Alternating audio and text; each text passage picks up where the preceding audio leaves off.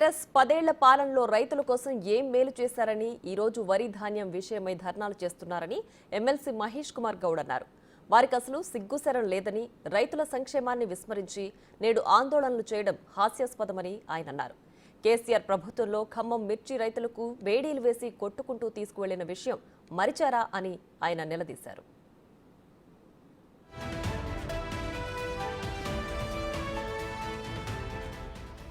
కేటీఆర్ కనుసన్నల్లో జరుగుతున్న ఇసుక మాఫియా అడ్డుకున్న నేరెళ్ల రైతులపై బీఆర్ఎస్ నేతలు దాడులు చేశారని మహేష్ గౌడ్ విమర్శించారు. పంట నష్టపోయిన రైతులను కేసీఆర్ పరామర్శించిన పాపాను పోలేదని అన్నారు. రాష్ట్రంలో ఇప్పటి వరకు 30 లక్షల మెట్రిక్ టన్నుల ధాన్యం ప్రభుత్వం కొనుగోలు చేసిందని అన్నారు. తడిసిన ధాన్యాన్ని ప్రభుత్వం మద్దతు ధరలు ఇచ్చి కొనుగోలు చేస్తుందని, ఆందోళన చెందవద్దని చెప్పారు. రైతులకు రేవంత్ రెడ్డి త్వరలో తీపి కబురు చెప్తారని గౌడ్ తెలిపారు. బీఆర్ఎస్ నాయకులు వరి ధాన్యం విషయమై ధర్నాలు చేస్తూ ఉన్నారు. నేను వారిని అడుగుతా ఉన్నాను, సిగ్గు అనిపించడం లేదా మీకు? ఏ రకంగా ధర్నాలు చేస్తారు? మీరు 10 ఏళ్ల కాలంలో రైతుల కొరకు, రైతు సంక్షేమం కొరకు ఎలాంటి చర్యలు తీసుకున్నారు, ఏం ఎలగబెట్టారని వీళ్ళు ధర్నాలు చేస్తూ ఉన్నారు.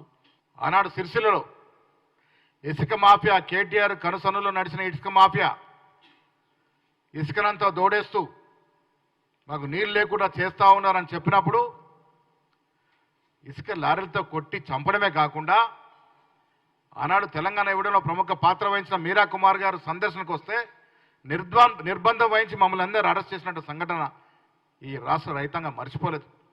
ఒక్క పైసా అంటే పైసా రైతు బీమాని పట్టించుకొని ప్రభుత్వం, కేసీఆర్ ప్రభుత్వం వృధాగా పోయినాయి కేంద్ర ప్రభుత్వం ఇచ్చిన నిధులు. గత ఏడాది అకాల వర్షాలు పడితే వరంగల్లో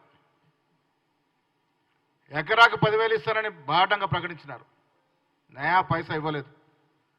రైతుల విషయంలో, సన్న బియ్యం కొనుగోలు విషయంలో రేవంత్ రెడ్డి గారు రైతుల సంక్షేమం కోసమే ఆలోచన చేస్తూ ఉన్నారు.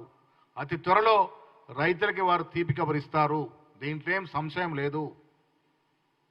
ఆచరణ సాధ్యం కాని వాగ్దానాలు చేసి మోసం చేసే తత్వం కాంగ్రెస్ పార్టీది కాదు, కాంగ్రెస్ ముఖ్యమంత్రి రేవంత్ రెడ్డిది కాదు అనే మాట రైతాంగం గుర్తుంచుకోవాల్సిన అవసరం ఉన్నది.